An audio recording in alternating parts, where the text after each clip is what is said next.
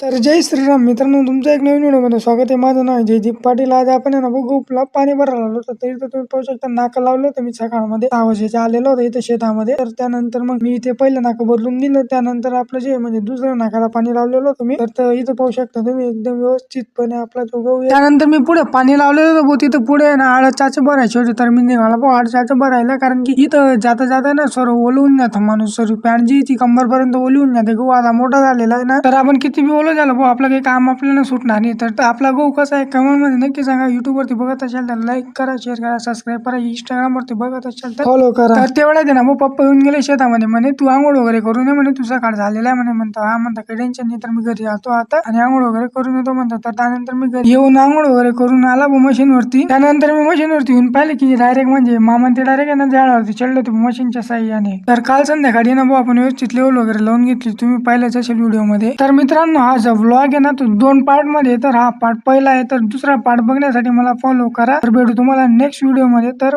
Bye bye आणि राम.